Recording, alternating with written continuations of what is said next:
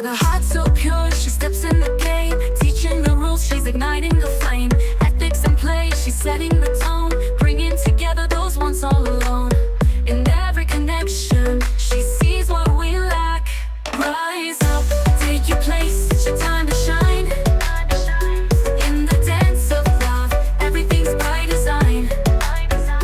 With the mentor by your side, the fears fade away. Arlene's wisdom lights the night, paving your way.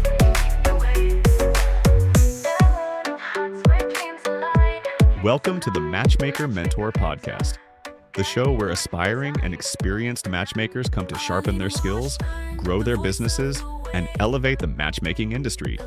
Your host is Arlene Washburn, an award-winning ethical matchmaking advocate, mentor, and industry innovator. Let's dive in. All right. Well, I'm excited to have someone that I just fell in love with over this November on the Matchmaker Mentor podcast, PK Creedon. I have to tell you, and I know we've already had this conversation, but I have to share with the world. You came on, we met at the Matchmaker conference in Mexico, and you did a talk, and everybody was like, oh my God, that was so good. You're going to make me blush. No, seriously, you're such a great storyteller and presenter and speaker. And one of the things that really sticks out, because, you know, I'm a grandma, is that you had your grandmother in one of the photos. And actually, the other guy who was there around your age group also had his grandmother. That makes me feel so good. I'm like, my grandson's going to be like so into me. He's going to have me on a presentation. But anyway, the content was outstanding. And you as a speaker are amazing. How do you do it? I mean, well, one, thank you for the elaborate introduction. It doesn't feel deserved, but I'll take it. And one thing that you'll love is I actually surprised my grandma and had her come out to LA to go see Wicked because we saw Wicked together when I was in 7th grade. She took me to my first musical. So I'm just spending my life spoiling her the way that she spoiled me when I was young. I love that. But I just love I haven't really been on the speaking circuit. I've worked in advertising and sales for like 12 years, and then on the side I've kind of built a social following that's been a nice just separate revenue stream and a fun side hustle that just turned into somewhat of a main hustle now. And I just love meeting people and building relationships and sharing a little bit of my expertise, because I think that social media is so powerful, and I get giddy and passionate and excited when I talk about it. And I just love sharing that with others, because I think no matter the business, no matter who you are, matchmaker or not, everyone can benefit from just the power of social media in every way, from building community to generating and converting sales to everything in between. So it's just a huge passion for me. And that's why I just get excited to talk about it. Well, we have lots to talk about, because obviously anybody who has a business right now needs to be on social media. And there's the usual things that I even talk about in the trainings that I provide, which is being consistent and putting good content out there, which, you know, of course, I even slip on that. Like, it's just a lot. How do you even keep up with all the algorithm changes, or is this something not to worry about? Like, what advice would you give matchmakers, or any kind of entrepreneur for that matter, about, you know, the social media algorithm and how to keep up with everything and what to focus on? Because it's so much. Well, first I'll say no one has it figured out. So you're in good company, because I think it can be overwhelming, and you're going to have imposter syndrome, and you're going to feel like everyone else gets it and you don't. And that's just not the case. Everyone's faking it. Anyone who says that they've figured out or hacked the algorithm is lying. There's best practices and stuff that I'm sure we'll dive into during this conversation, but it is hard. So instead of focusing on keeping up with the algorithm, it needs to be rooted in just passion and excitement to share what you're going to share. If you're not excited about what you're sharing, no one else is going to care about it either. So I think instead of going into the intention of like, let me make this a science and let me figure out the algorithm in order for my post to do well, you need to put the art and the science together. And without the art, there is no social media. And the excitement and passion and expression that comes from focusing on the art and and your area of what you're sharing is going to be what resonates with other people. So I think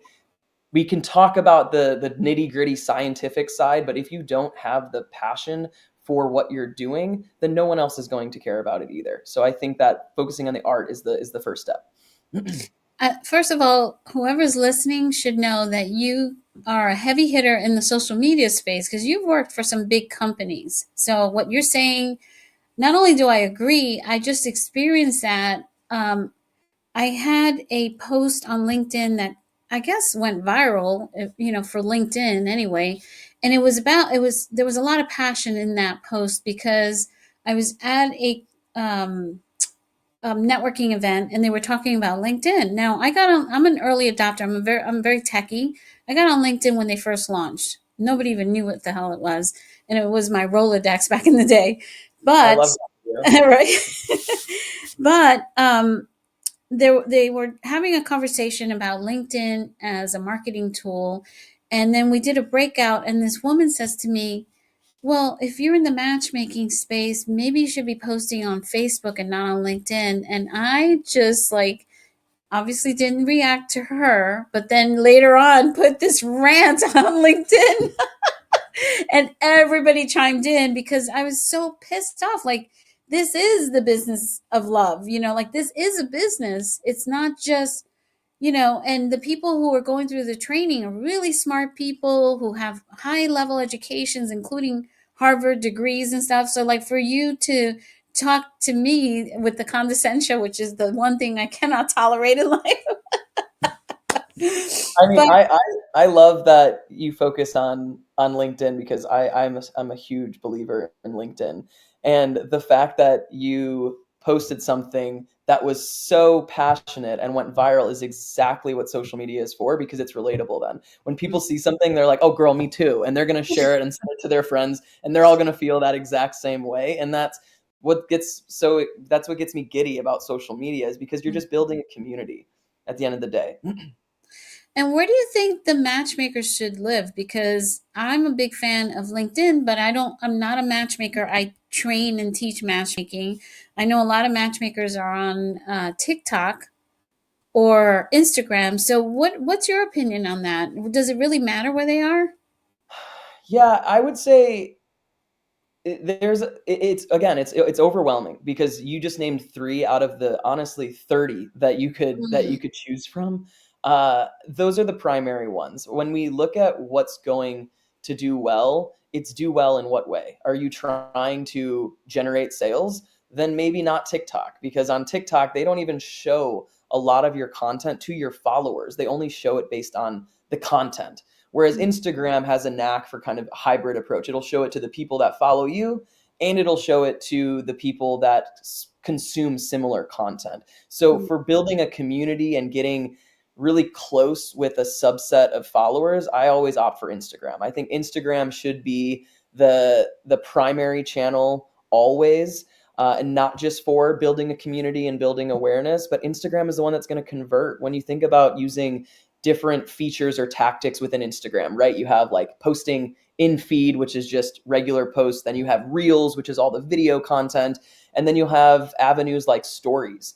And stories is so powerful when it comes to actually building an authentic relationship with your audience, because you're going behind the scenes. It's like knock knock, like MTV Cribs. Like they're coming in the door and they're seeing the real deal. They're not being swooned by the facade that like the in-feed profile or a TikTok profile might look like. You're diving in deeper to get to know that person. So stories is actually where you see higher conversions, because people actually believe the things that you're saying there. You're talking more one-to-one, you're talking to the camera, whereas a lot of the stuff posted on other avenues are more scripted content or rehearsed content, or just overly edited, and it doesn't feel as genuine.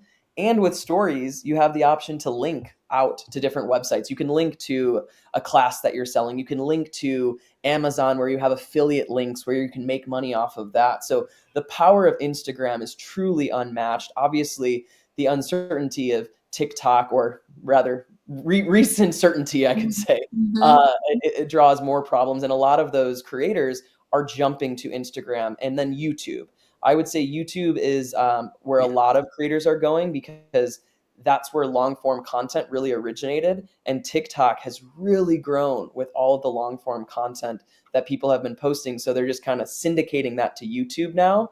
I'll pause there, but I do think that Facebook is important. But I'm curious, where do you find yourself gravitating towards between these Well, different platforms? I'm really happy with what you shared because it really was enlightening for me. I don't go to TikTok at all. Very rarely I go there. I'm usually on YouTube, LinkedIn these days. Facebook, I've just sort of phased out of, but I do kind of post there here and there. I maxed out my contacts in there, and I'm trying to now grow my page, but it's hooked up to my Instagram. But Instagram is so frustrating. I can't. I feel like I can't get enough followers in there, so I just kind of give up on it. And I've had it forever. I live on LinkedIn right now. That's like my favorite spot to be in, and I like the content there. I like just the serious, not seriousness, but yes, kind of the seriousness of it. But And now, girl, that's where the money is too. Those people got Mhm. money on LinkedIn. They're ready to convert. They're ready to engage. They're ready to buy. There's a built-in avenue for you there. Yeah. But I am going to go back to Instagram after everything that you said because I didn't even know that about stories. And Instagram is constantly changing. So it's very interesting to know that you can actually put links.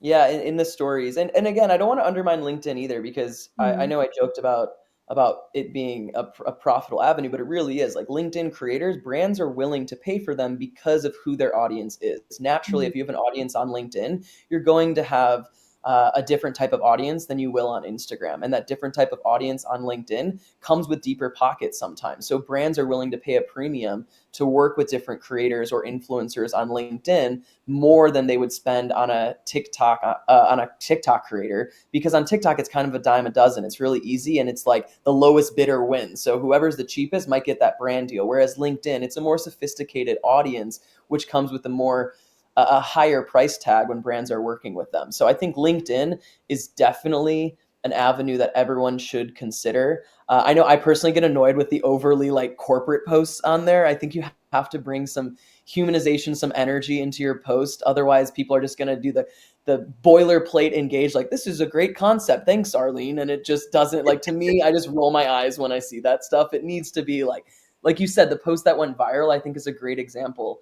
of something that was passionately written and relatable rather than something that people are just posting to post. That would be another recommendation is if you are posting something just to get something up, why even post it? It just takes away from it, and it won't do well either. And then your audience is going to kind of roll their eyes at you. So you need to really embody that authenticity, even on LinkedIn, even though it's a more professional avenue. And it makes perfect sense because the whole idea of social media is to be social. And I think often us business owners, I would say myself included, that we forget that this is not just about selling or telling people what to do or how to do it. And one of the things that really pisses me off about LinkedIn in particular is the constant barrage of people reaching out to me on, messages telling me how they're going to improve my website. First of all, I have multiple websites, or they're going to do this. So right off the bat, you're insulting me. You're telling me you're going to fix something that's wrong with me. You don't even know who I am. You don't know what I do. And it's obvious in the message. And it's like, in the dating world, it's sort of like meeting someone and saying, "Hi, can we have sex?" It's like, don't jump in so quickly. Like, give me a second here. Like, buy me a drink. I know. And they don't even bother to personalize it too. Like, No. it's like, dear reader, like, okay, really? Like, you're not even going to use my name. It's on my profile. You don't have to be on National Treasure to find my name? Well, what's interesting? I recently started posting. I always like to talk to the daters, even though I'm not a matchmaker anymore. I'm always talking to daters, and we have a referral network where the daters can go and potentially meet someone who's working with a matchmaker. So, my ongoing conversation with them is a newsletter on LinkedIn. But what I didn't realize at the time was I was posting these articles, but they weren't connected to my newsletter. And then I realized, oh, I have to create a newsletter, and it's a function of LinkedIn, and then create the articles within it. Well, let me tell you something. I did that I don't know, 3 days ago, even though I've put a lot of articles out there, I already have like 700 people who subscribe to it. I gotta Yep, find and it. that's the way to do it. What they reward you for using endemic features. So the same way, if you were to link out to an article on X, it may not do as well, but if you actually create the content within X, it's going to do a lot better. The algorithm pushes that type of content out there. If you do a link on LinkedIn or a newsletter on LinkedIn, you're going to find much more traction with using the native feature rather than just trying to throw spaghetti at a wall and see what catches. So I think that that's genius, and it'll send people forget about this until they get one in their inbox. When Mm. you're trying to do a newsletter, you can send it out to people to manually opt in. It'll show up with like add a friend, and you can subscribe. Mm. So it's a really easy way to get people. It's like a low barrier to entry. You can send out those notifications. Sometimes people might think they're adding you as a friend when they're subscribing to your newsletter, but that's part of that's they can always unsubscribe if they want to. But I think that those features are really powerful because it is hard to grow, to your earlier point, like about Instagram. On Instagram, being honest, you're only going to grow if you're posting video content. And a lot of people may not be Mm. comfortable with video content. So I think when you're trying to assess which platform, don't just take my word when I say Instagram should be your primary. If you are not comfortable with video content, then I would say LinkedIn should be your primary. So you should assess the medium that you're most comfortable with, that gets you excited. If it's writing blog posts, if it's writing newsletters, if it's shooting short form content, if it's long form content. And then from there, you want to plug that in to the channel that's going to be most apropos for that type of content. Let's share a little bit about your background because it's very impressive, and people should really take your advice, but know that it's coming from someone who knows what they're talking about. You can't Because see me, you but I'm red right now. If you're not looking at the video, I'm red. you're so modest, but you're so amazing. And I was even listening to a YouTube video how you were valedictorian and you were the captain of like you're just an overachiever on anything that you do. I How you think we have doing? that in common, though. I think we have that in common. And mine comes from trauma, if I'm being honest. I'm only that way because of being in the closet and not being myself for so long. So I said what I said. I love that. I love that. But yeah, let's talk a little bit of your journey into this whole area of social media marketing and sales. What were the different experiences that kind of took you into that? I know. I feel like I need to say long story long because I was going to say long story Yeah, short, but this go isn't a for it. short story. So we'll dive in. I would say there's two different avenues. There's one, which is the social media side of the quote unquote influencer creator side. And then one is the business professional side. So on the creator side, this is actually a funny story. I don't know if you knew this. So I graduated college and I got cast on The Real World. I don't know if we ever talked about that. No, I you're made so it all the way interesting. like to the final rounds. Like they flew me out to LA. I was totally being like typecasted, so it was like between me and one other person. And I was told that I got accepted, and then I was told that I got dropped right before they started filming, and I couldn't figure out why. And come to find out, it was because it was like skeletons from your closet, and apparently they found a skeleton in mine, and that skeleton dropped. So they weren't bringing that skeleton on the show, so I wasn't able to be the show. I say that because I turned down job offers because I thought, hey, I'm committed. I'm doing the real world. I'm doing this. I'm doing the damn thing, right? And I went from being on what felt like top of the world at the time to moving back in with my parents after college. And I needed shoulder surgery. So I got shoulder surgery.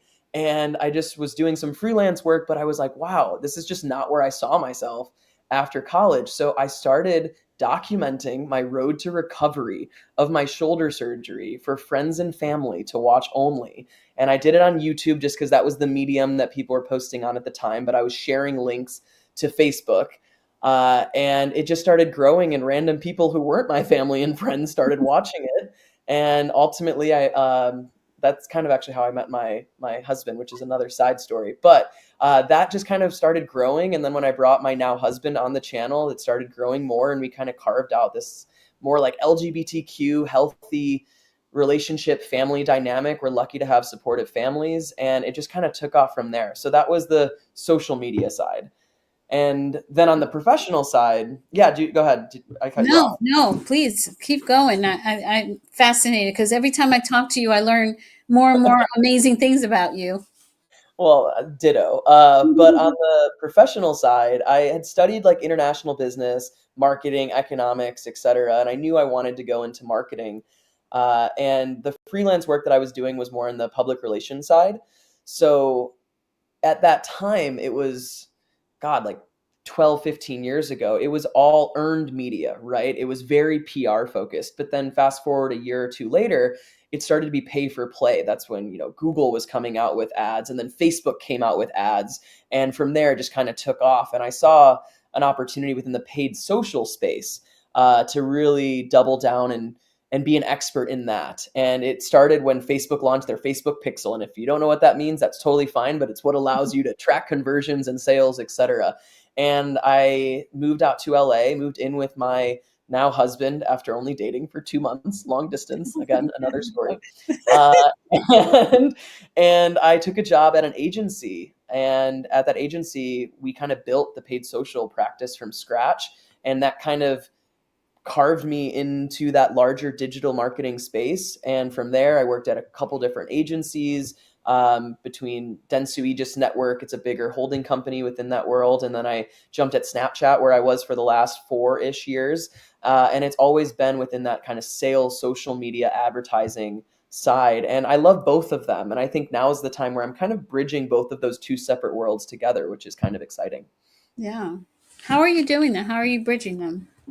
Yeah, I think it's tough even with the conference that I spoke at. I was lucky enough, like you said at the beginning, to speak at the Matchmakers conference last year, and it was authentically me, the online version of me, bringing a lot of that organic expertise that I learned from my personal side hustle rather than my professional background. But it's also tying in the paid media aspect and the relationships that I have on that side. So I think that was the first time where I really put the two together in a way that it sounds like it resonated well. So I'll take it. Thanks for the positive Yeah. vibes.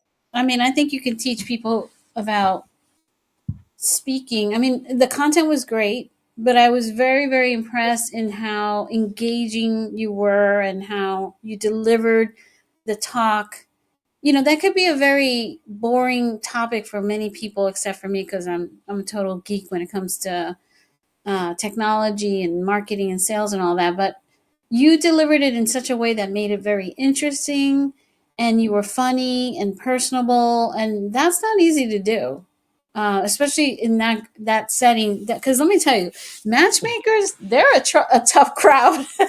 Girl, girl, I got some backhanded compliments. Like I didn't expect you to do as well. I was like, okay, thanks, girl. What the hell? That's No, crazy. they meant it with love. They were just very impressed, and they were sharing their appreciation. But within that, I think I'm kind of having a realization as we're talking is, you're talking about bringing an engaging speech to an audience that needs that in order to be bought in. And I think that that's where that personal background of social media allowed me to excel professionally and in an environment like that conference, because I went in thinking, not what do they need to know, it's what are they going to laugh at? What are they going to resonate with? What are they going to get excited about? And then, of course, I can sprinkle in some of the knowledge bombs within that. But I do think it's important that when you go into any professional setting, you still have that mindset of, how can I make this as engaging as possible? And if you go into it wanting people to be engaged and you take the time to sprinkle in humor and personal stories and really jot that down and be intentional with what you're going to deliver, rather than, again, just that science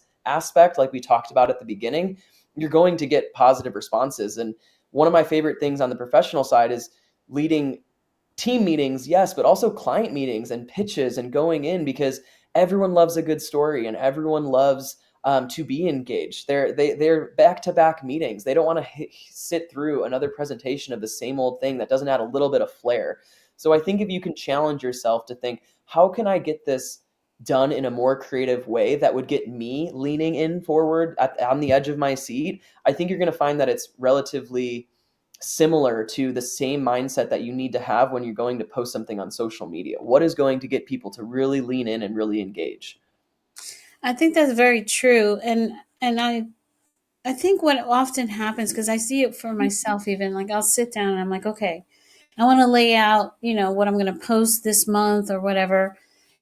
How do you like even think that way? Like, what kind of brainstorm, like, what tools can we or guidance can we give people to say, hey, sit down and do 1, 2, and 3, and that's where it's going to be? Like, I don't know, because I just find it, maybe it's just me, but I no, it's not, because a lot of my students find it to be like a drudgery. But then at the same time, if you're a business and they go to your socials and they don't see any activity there, they feel like, what, did this person go out of business? So it's no longer, like the old days, buying commercials on TV, pay to play with Google ads and stuff like that. In fact, Google ads, to some degree, are somewhat passe, because everybody knows that that's an ad. So you're not going to click there. You're going to go a little further down. But with social, it's such a necessary thing. It's like, if you're a business and you're not on social, you're not in business. I don't know. Yeah, I'll talk about Google super quick because you bring up a good point. Not only do people know that the first couple ones are ads and it could alienate them or have them roll their eyes and just scroll right past, but Mhm. there's also the real estate that's now being taken up by the AI responses when you're searching, especially on a desktop. So although there's a ton of value, and I still recommend people build out blog posts and capitalize on SEO, it's more for search purposes. There is still the downside of like paid ads when it comes to Google. So with social, removing the paid ad element, because we don't need to talk about there. That's a whole nother box we can open maybe later in another session. But Mhm. when you're thinking about organically posting, you need to have a keep the lights on, like you said, because the last thing you want is someone to go into your profile and then they think, well, wait, this doesn't look clean up. This doesn't look like there's any strategy involved. So how can they trust you as a matchmaker to have a strategy or a game plan and find success for them if you're not showing up that way on social media? Again, it doesn't need to be every platform. Maybe on Instagram, you're saying, in your bio, it's follow me on LinkedIn. So they know, okay, that's the primary presence. You can drive traffic from there. You use like a link tree, which can link out to multiple different websites. And you can tell people to follow you on LinkedIn for more XYZ content. Even that is a keep the lights on approach. And maybe your Instagram profile is all text and photo based. That's okay. Not everyone's going to be the next Oscar winning short form video creator, and they don't need to be, but you do need to still have that presence. It could be quotes from your clients, testimonials, quotes from yourself, your method of how you approach it. And those could be in carousel forms that people can just swipe through and read. So they're getting some value add, but you're still driving them to your primary platform. So even if you're not going to lean into Instagram on video and you don't care about growing an audience, you should drive them to that one platform that you are doubling down on, that is your primary medium. That's such good information. Recently, I'm getting a lot of people reaching out about YouTube and telling me, look, you have all this great content and there's no SEO, which I know because I've always used YouTube as like a video storage. Like, Yeah. I never even cared about the description because I was using the storage to then have it pop into something else. So now what I'm going to do is get rid of I have 2 channels, and I'm going to take down all that content and move it to one channel that will be treated differently with SEO and everything else.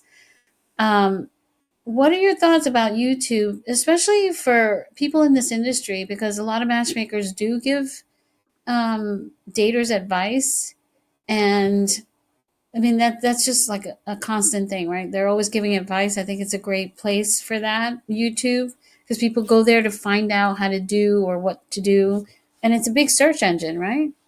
Yeah, I mean, the how-to search on YouTube is what they're known for. How to do X, you're going to go to YouTube to find the answer to that question. I Mhm. will say, this is just a side note, but when it comes to creating any of that content, any dating advice, don't just sit down and stare at the camera and sit. You should be doing something. Maybe you're making coffee, maybe you're putting on makeup, or maybe you're going for a walk outside. It just also needs that visual hook more than just the verbal hook. So whatever type of content you're doing, don't sit down in front of a ring light and just do nothing and just stare at the camera and talk, because that can make people feel uncomfortable and it makes them maybe scroll past your content. Whereas if you get something that's more of a visual hook, they're going to stick around a lot longer. And it doesn't need to be anything fancy. Like I said, it could be making dinner. It could be anything small that you're doing, but little actions make people feel like it's a more casual environment rather than like they're watching a work webinar. Because the last thing people want to do after being at work and maybe watching work type webinars is to go home in their free time and watch something that remotely resembles what they were just doing during their day. So when it comes to YouTube, I would say two different parts jump out to me. One is it is great for long form video, even if you are sitting down and talking and maybe doing a type of action while you're explaining dating advice or talking through the matchmaking world, answering different questions about the industry, etc. Long form video is great for that. And YouTube actually now they'll cut their videos to they'll provide recommendations of like at this part in the video they talk about this. So to have very clear moments within your long form video style, because AI will be used to determine, okay, skip to 3-minute mark if you're focused on this. And that pulls into the Google search rankings too. So that's one way when you're going for long form video, make sure that you have clear structure within all aspects of the video. And then with YouTube, the beauty of it is they've doubled down on shorts. Their short form video content, which very original to call it shorts, but their shorts do a great job of driving to long form video too. They have tools you can use to take a long form video and then pull out different short form content that they think might do well on the channel. And that could just be just a clip, just a taste, to quote Sabrina Carpenter, just a taste of something that you might want that gets them to actually visit your channel. So there are ways to grow from the long video form standpoint on YouTube, but also don't underestimate the short form video, especially with people leaving TikTok and looking for other alternatives. YouTube Shorts is a huge avenue that's really doubling down on promoting smaller to medium-sized creators too, because they're trying to get as many people over from TikTok as possible. So they're rewarding you to come over and really build out a presence on YouTube Shorts. That is such great. Oh my gosh, such good content. Like everything you said really clicked. And now I'm going to just start walking around in my closet. You could be folding laundry. I've seen it. I've done that too sometimes. Like I'll be on a live and I'll just start folding laundry because it's just a more casual environment. Like if I'm not FaceTiming my mom and grandma while I'm folding laundry, I'm talking to followers. That's amazing. I sit in a huge closet here. It's like a big bonus room over top of a 3-car garage. And I'm always just in this one spot. And I keep thinking, well, I just need to have a one spot where I can do all my stuff. And I'm like, yeah, that makes so much sense. Like I'd rather be walking around and doing something. I just have to get better at recording with my phone because I tend to do everything on my computer. But I'm gonna have to like embrace the smartphone and just start doing that.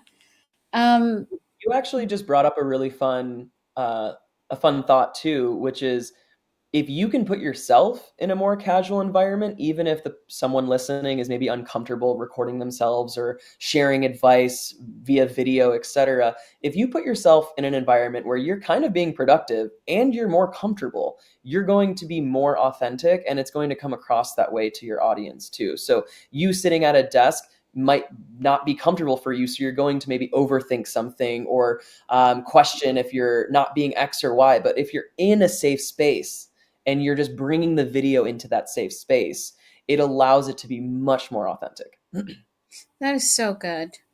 And so I love that. And I really hope that people are taking notes when they listen to this because there's so many gems that you're dropping.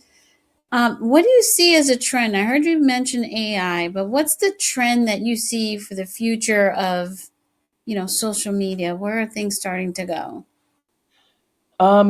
There are like some, I would say, more niche trends or smaller scale trends, and then like the larger macro trends in the industry. I would say one macro trend is definitely like AI content creation, but it's more for creating content and editing content. You don't necessarily want to rely on AI to create the content for you, right? It's just not going to do as well, and it'll be flagged in the algorithm. It has to be dictated that it was AI, etc. So AI is a trend, but it's still more for efficiency or research. I always say like use AI to research. I know I think it was in the Mark Manson book about the F word, the subtle art of not giving an F, I think is the name of it. Right. He talked about like it's inspiration, it's action, and it is action, inspiration, and motivation. And the easiest way to get inspiration is to take action. So I like to think of AI, of let AI be the initial action, the initial step. Maybe you're typing in a question, maybe you're doing it for research. That's the action. And then let that generate the inspiration. And then the motivation will come from there. So I think that that's like a powerful way to look at the macro way of how you can kind of integrate AI. Another larger one, I would say, we're seeing another shift towards long form video, which seems counterintuitive, but I think people just got too familiar and too bored with the short form content, and they're wanting more from the creators that they follow. So they want behind the scenes like stories or Snapchat where people are posting 100 snaps a day, and they want longer form video on YouTube because they want to hear more from that person. They don't just want to maybe engage with the short form content. So I think we'll continue to see that shift. I know when TikTok launched, I think it was 15 seconds, then it went to 30, then it was 60, and then it was 10 minutes of content. And now I think it's unlimited potentially for certain creators. You can do like hour-long movies, and that's outside of live as well. Live is so popular for the same reason. There's this huge shift to wanting more, and that normally comes in the form of long-form content and then lives. Which I think live is another macro trend that's super popular when it comes to shopping. A micro one, though, like a very small one, is people are shying away from what historically would maybe help them in the algorithm. So everyone says like use trending audio, use like a trending sound when you're posting content because it'll help the algorithm push that. And it still does. But there's this like rebellion that's happening where people don't want the algorithm to dictate what they should or shouldn't do. And as a result, there's a video I just saw this morning, and it's Italy without a trending audio. And it's the most beautiful video because you're hearing all the different aspects of each individual video clip without the trending song or sound behind it. So it comes across as more real and authentic and less produced. It seems like someone just doing quick snaps. And I think the rebellion against the algorithm is another macro type trend. And that's just a small example of what people are doing where they're like, I don't want to be told I have to use a trending sound. Let me take this in a different direction. And creators are getting creative to kind of forge their own path. Because if everyone's doing a trending audio, guess what? It's no longer going to benefit. So now they're going back to not using a trending audio because it could actually help them break through the clutter that historically it didn't allow them to do. Yeah, that's very interesting. I never kind of followed that trend of the songs and stuff. Maybe once or twice, but unless I really liked it. What are your thoughts about podcasting? Because I love a podcast. I mean, when there's nothing on TV, I put my Spotify on TV, and one of my favorite podcasts is The Diary of a CEO. And I just, because now Spotify does the video and the audio, and I'll just watch that for like hours. I'll just be on there listening to podcasts. And I guess it sort of falls under a little bit under social media. Would you say that? Yeah, it definitely does. It definitely does. And even brand deals sometimes lump podcast budgets into their creator influencer social budgets as well. So I definitely think it falls within that larger ecosystem, especially because I don't know of personally, like I don't know of one podcast that I listen to that doesn't have a video element. So by default, then it's naturally going to be posted on social media and it falls within that social budget. With podcasting, if I'm listening to everyone on TikTok, to quote them, we don't need another white guy with the podcast. That's just a direct quote from a TikTok that I saw yesterday. There is this animosity, I think, towards people that start podcasts that don't necessarily have a niche or a lane. They are just picking up a mic and going in thinking, oh, I think my opinion and my stance on everything is so important, so I'm just going to go that route and see who listens. And then they're so surprised to find out no one's listening, or they're listening because they're laughing at them, not with them. So I think if you're going to go into a podcast, and this rings true for any social channel, if you're going to go into it, you need to be more niche and more specific and separate yourself from the noise that exists within the podcast space. Because I know a lot of my close friends have podcasts. Some are extremely successful and others are not. And normally the ones that are not are just kind of them sitting on the couch chatting. And there's really no reason that someone would go out of their way to listen to them every day because they're not bringing a type of value add. Maybe the value add is just entertainment. And if you are a comedian level comic, then yeah, maybe you can talk about anything because you're hilarious and people are going to just like the way that you see things and the commentary that you provide. But 9 out of 10 people that start podcasts go in thinking that people are going to listen just because they have thoughts that they think they need to share, to find out that people want them to keep those thoughts to themselves. Oh my gosh.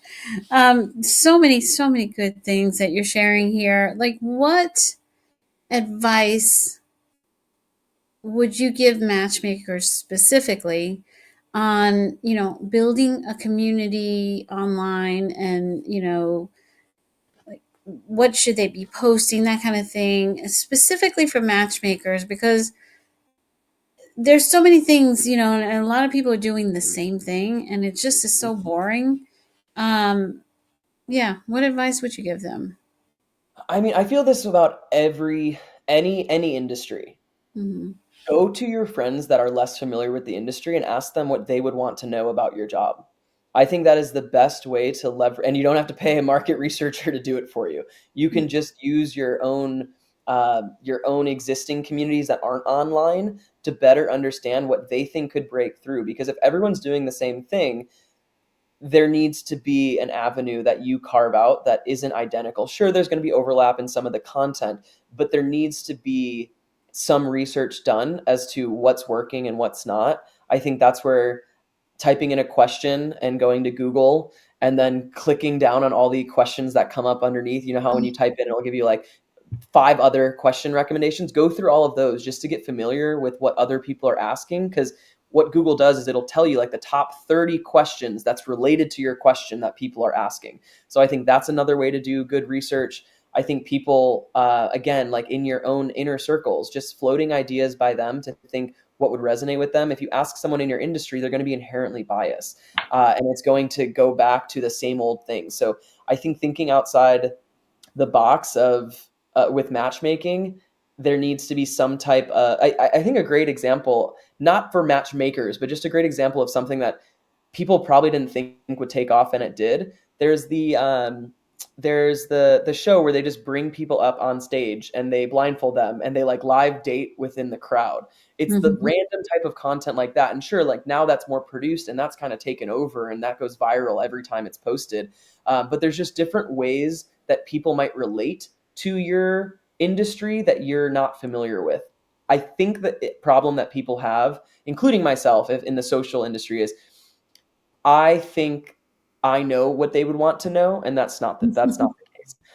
So you're gonna ask people that will tell you within the matchmaker community, if you ask them what they think is the most important thing to focus on, and again, it's going to be biased and it's not going to do as well. You need to go after the average person that would use matchmaking or contract with a matchmaker. So I think that's one of the ways that you can stand out, is leveraging just Google search to do your research on what people are asking and jumping off from there, and then just asking your inner circle and see what's resonating with them.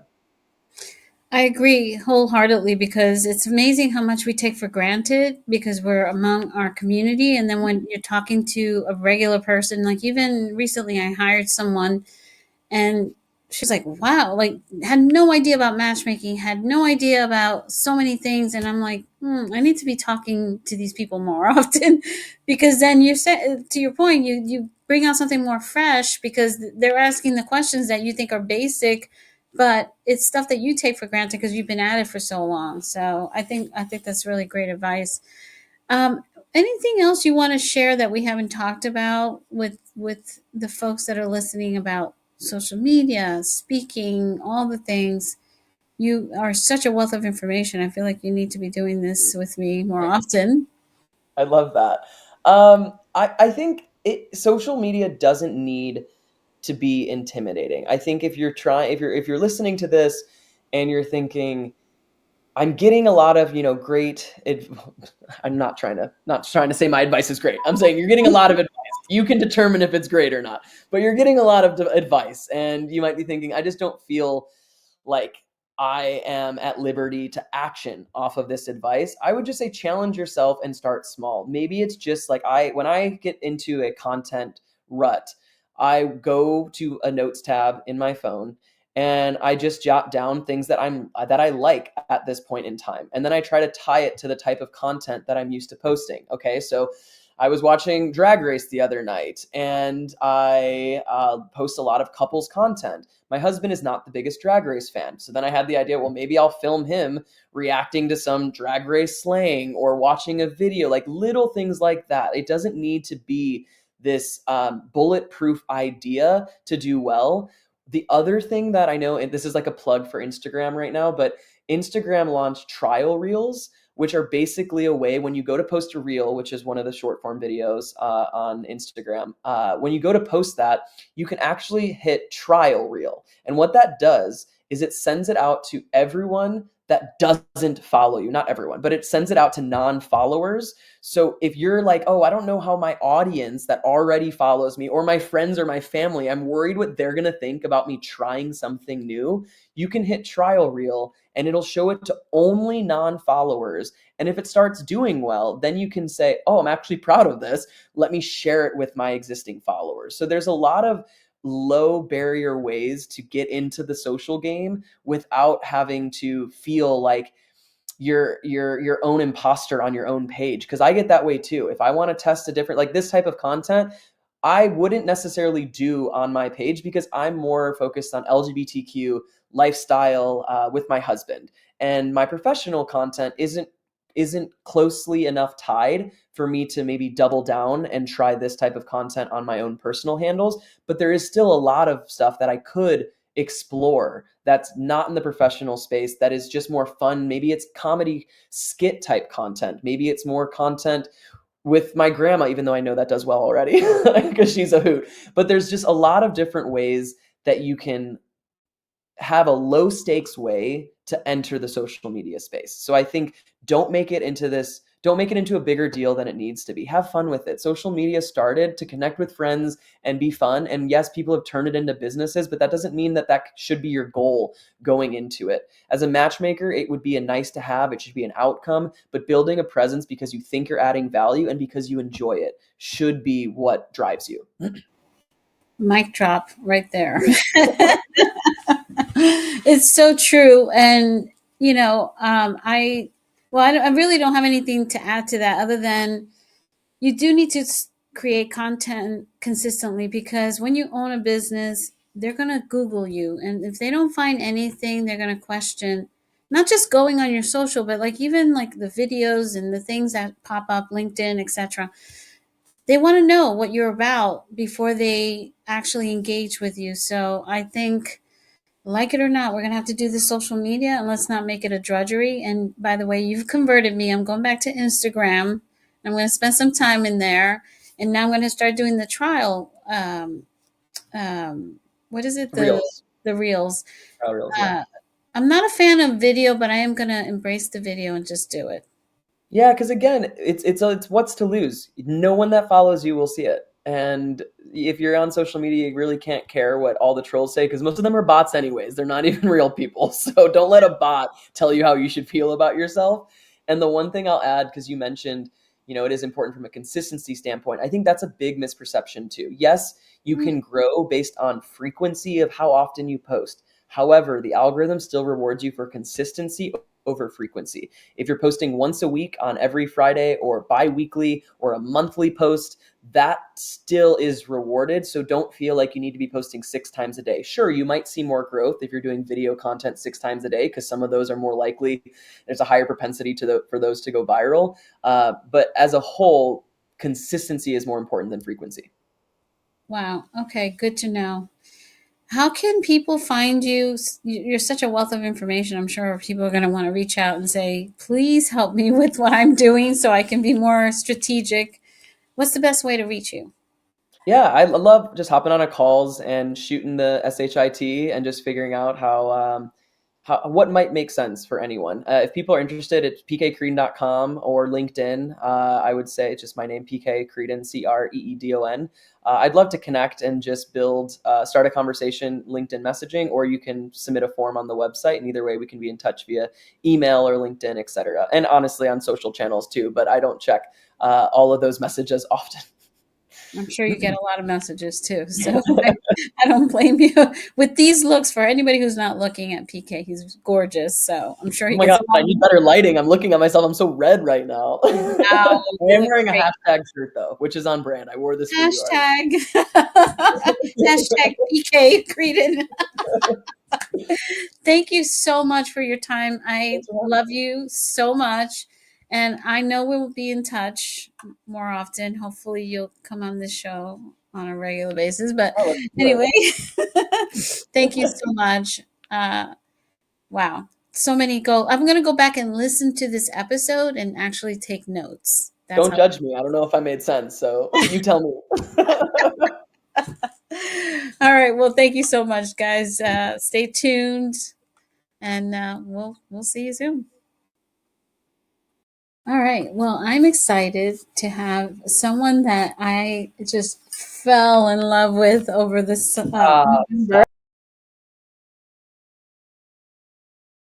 Thank you for tuning in to the Matchmaker Mentor podcast. If you enjoyed this episode, don't forget to subscribe, leave a review, and share it with fellow matchmakers and friends. For more resources, training, and inspiration, visit lovepromastermind.com and follow us on social media. Remember, matchmaking isn't just a career, it's a calling. Let's keep building connections, changing lives, and growing together. Until next time, stay inspired and keep matching.